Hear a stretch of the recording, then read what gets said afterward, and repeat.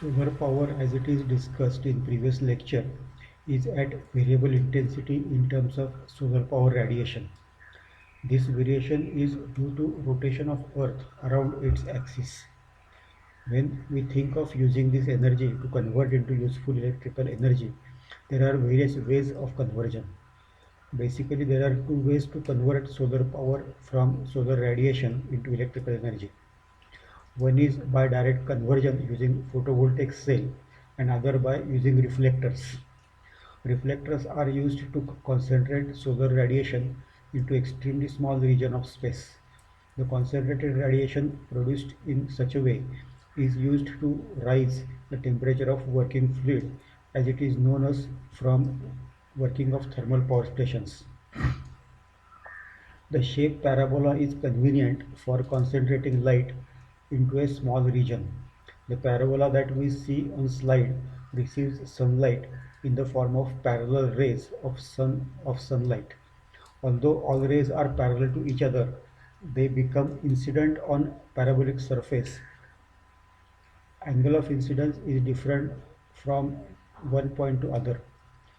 Rays away from vertex makes smaller angle of incidence than rays close to vertex.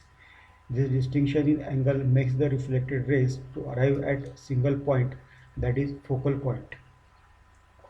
If parabola is rotated around its axis, then shape that is generated is known as parabolic dish.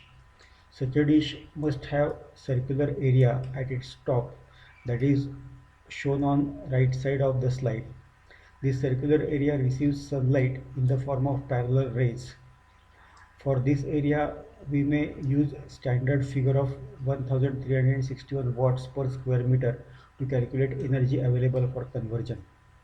We may note a situation when sunlight is not perpendicular to receiving surface and Earth's surface is also not close to sun.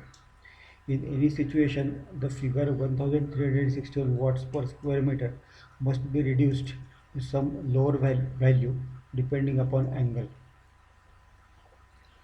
Another way of creating parabolic surface is to translate the parabola along linear direction.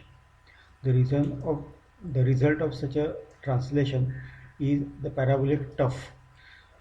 Such a parabolic tuff is shown on slide at right side of bottom. Similar remarks may be written for parabolic tuff. That is, it has rectangular surface for receiving sunlight. Position of parabolic tuff and surface of Earth with respect to ground both decides energy available for conversion. It is always thought of and considered in any engineering device to make it energy efficient.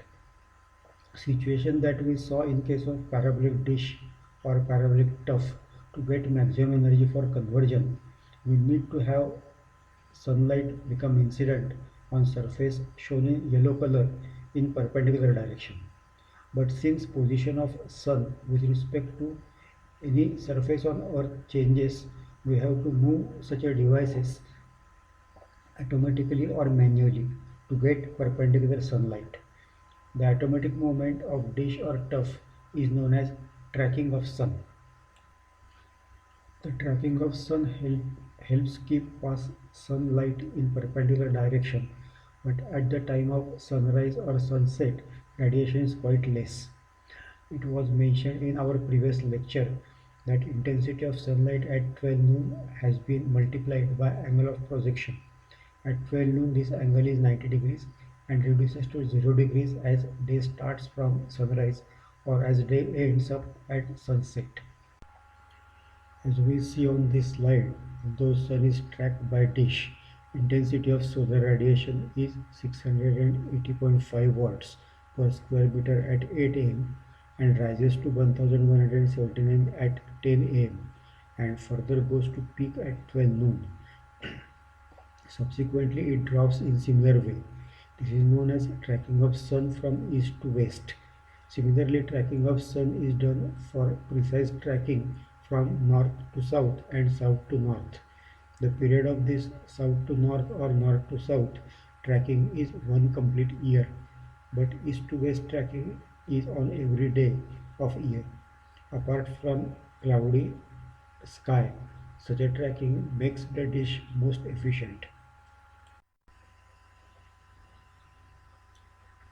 One more point that may be noted is yellow surface in case of both dish and tuff is in vertical position at sunrise and becomes horizontal at 12 noon and becomes vertical at sunset.